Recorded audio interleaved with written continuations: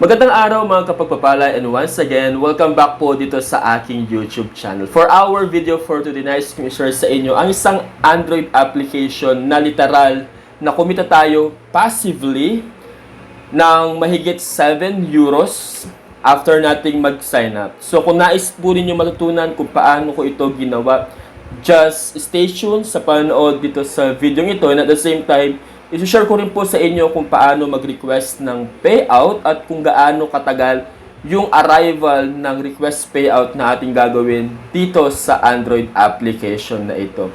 So huwag na po natin patagalin, ituturo ko na po sa inyo kung paano ang pag-sign up at ang process dito sa Android application na ito. So anyway, ang pangalan po pala ng application na gagamitin po natin ay Money SMS, at makita po ninyo dito sa ating main screen na tayo po ay nasa sign up page, at dito sa sign up page po, kinakailangan po natin mag-provide ng ating valid phone number, at kung maaari po, ang gagamit nating valid phone number ay spare lamang po. Ibig sabihin, hindi natin siya ginagamit sa ating mga personal use, like hindi siya nakaregister sa coins.ph, sa GCash, sa mga online banks na ginagamit po natin, dahil mamay papakita ko po kung bakit. So let us say meron kang spare na SIM card po, at ilalagay po ninyo dito sa box na ito sa ating pag-sign up, and then i-click lang po natin yung check.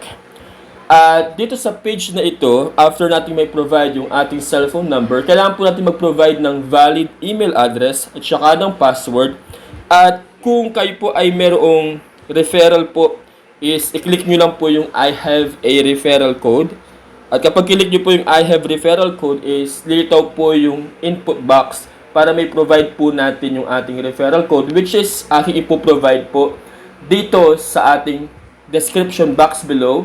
But anyway po, it is an optional na gagamitin nyo po ito. Sa mga ibang users po ay meron silang free bonus kagad na 0.25 hanggang 0.30 euros kapag sila po ay gumamit ng referral code. And at the same time, kapag na-input nyo na po lahat ng yan, yung email address, yung password, as well as yung referral code, i-click lang po natin yung I allow Money SMS to use my phone number as an SMS testing device for its customer. So, ibig sabihin po, ang mangyayari po dito sa application na ito ay magpapadala siya ng mga SMS. Usually po, yan po ay mga verification code na ginagamit ng mga nagsisign up sa mga particular application or website para sila po ay makapag-sign up doon sa mga particular services na ginagamit po nila. So let us say, na-click nyo na po yung sign up at successful na pag-sign up po ninyo. Babalik lang po tayo doon sa page na ito at tayo po ay darako dito sa ating login page. So dito po sa ating paglalagin, kailangan lang po natin ilagay yung ating SIM card number na ating pinrovide, as well as yung password na pinrovide din po natin kanina habang tayo ay nagsisign up. At kapag okay na po lahat ng iyan, is i-click lang po natin itong login button na nasa ilalim po ng password para tayo po ay ma-redirect doon sa pinaka homepage ng application na ito. So, i-cancel lang po natin iyan. At mapapansin po ninyo, within 30 days ay hindi na ako nakaka-receive ng SMS dito sa Money SMS. At iba-iba po yung level nito. Mapapansin po natin doon sa level 1, kapag kayo po ay naka-receive or nakaka-receive ng ranging na 1 to 100 SMS. Yung first 100 SMS po is kikita kayo ng 0.03 euro. At ang kagandahan po doon sa level 1 is napakaraming mga SMS ang pumapasok. At sa level 2 po, doon sa pang 101 to 500 SMS na matatanggap mo, is makakatanggap mo ng 0.02 euro. At sa level 3, 501 hanggang 501 is 0.01 na lamang po. So yan po yung mga levels na ginagamit dito. At para may pakita po sa inyo na meron po akong mga SMS na natatanggap, dito po sa pangatlong tab sa ilalim, mapapansin niyo na meron akong SMS receive from TikTok, Arena Plus, JTAS, Arena Plus, Fast Cash, no? So yan po yung mga ilan sa mga halimbawa ng mga services na tinatesting para makatanggap tayo ng verification code para tayo ay maka-earn katumbas ng mga SMS na nare-receive po natin. Sa ibang mga device po, meron po siyang send SMS feature, which is dito po medyo kailangan natin ng extra load para tayo ay makapag-send ng SMS, which is hindi ko siya recommended po. At meron naman pong iba, yung mga voice naman po.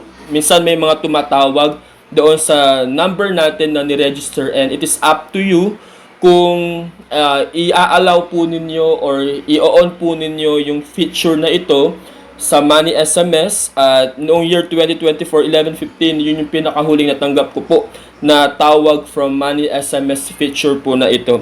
So, that's all for earning some euros from this application. So, literal po na passive yan. Pumapasok lang yung mga SMS sa ating phone number. At katumbas doon, meron tayong tinatanggap ng mga earnings from that. Balik tayo doon sa homepage. Mapapansin po ninyo na meron akong available balance dito na 7.60 euros. At yung iba po dyan ay tinanggap natin income from Money SMS. At sila po ay nagkakahalaga ng 4.73 euro. At yung iba po mula sa ating referrals, meron tayong na-receive na 2.43. At doon sa ating income from received calls ay 0.44 naman po yung tinanggap natin. And then, kapag nag-request po tayo ng withdraw, ang sabi po dito, please note that the withdrawal process might take up to 48 hours po yung kanyang hinihingi po. So, yun po yung mga iilan sa mga consideration na dapat po nating tingnan dito. At meron akong mga recent withdrawals na ginawa dito. Like, nung June 13 year 2024, nag-request ako ng 2.01 euros. At nung August 30, 2024, nag-request ako ng 6.41 euros po. So, in totality, yung aking na-withdraw na po dito ay nasa mahigit 8 euros na po gamit lang yung Money SMS. And anyway, ang dapat po nating ipunin na minimum withdrawal dito ay 2 euros lang po. So, kapag nakapag-accumulate na tayo, nakaipon na tayo ng minimum na 2 euros, pwede na po tayong mag-request ng ating payout dito. So, bago tayo mag-request ng withdrawal, punta po tayo dito sa pinaka-settings. Meron tayo ditong account information. So, ito po yung email address at yung phone number po natin. Yung incoming call testing po, dapat i-enable po natin siya kung gusto natin subukan iyan. Dito rin po sa setting. Dito sa referral program po, ito po yung referral code. At ang sabi dito, please share your referral code with your friends and get paid 30% from their withdrawal. So, ibig sabihin po, every time na nag-request ng payout yung ating ni-refer po is makaka-earn tayo ng 30% doon sa total na winidraw po nila. And your friends will also receive 0.25 euros bonus if they enter your referral code upon registration. So, makatanggap lang po tayo ng 25 or 0.25 euros kapag nag-enter tayo ng referral code. So, without referral code is without bonus din po. So, meron akong available confirmed referrals na 8 po dito sa ating Money SMS. Balik tayo. Doon sa payment method po natin, ito po yung mga available na payment method. Ang ginamit ko ay PayPal. Pwede po nating i-edit ito. Dito sa payment method, pwede tayong pumili ng PayPal, Bitcoin, or Litecoin. So, para sa akin po, pinakamadali po itong PayPal. At ilagay nyo lang po ang inyong PayPal email address dito.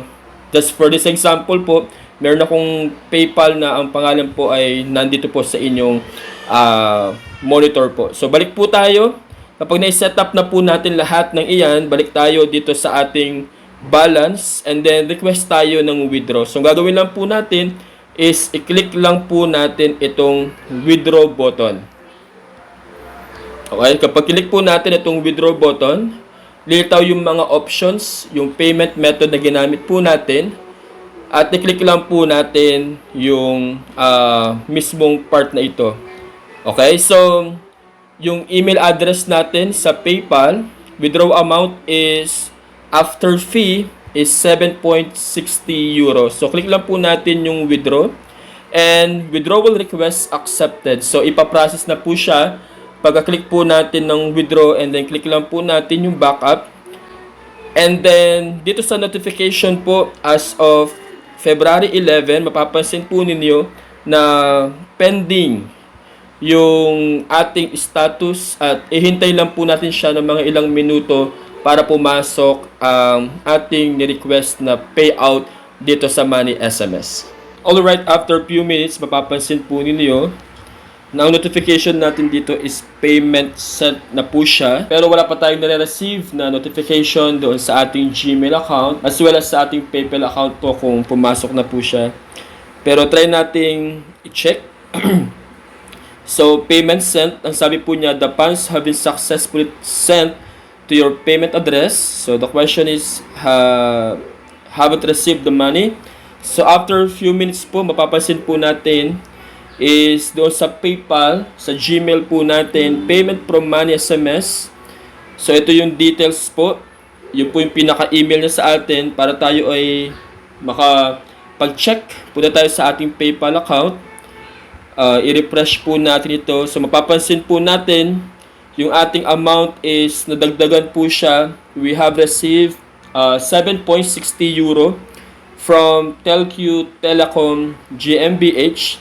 At ang sabi po doon sa notification message po niya, you've received your payment from Money SMS. If you've received the payment in a currency you do not hold, the payment will show as unclaimed.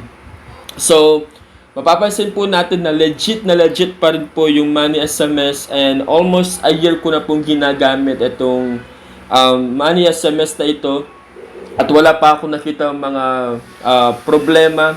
As long as we are using this, no, yung Money SMS, sa pag-register po natin, yung ating phone number na spare lang po na hindi natin ginagamit for our personal use po is very safe po ito. So once again, I hope na ito po ay nakatulong sa inyo. At kung ito ay nakatulong sa inyo, just comment it down on the comment box below. At malaman natin kung ano ang inyong thoughts or idea regarding sa application na ito. Salamat po sa panonood. Ingat kayo. Stay safe and God bless you.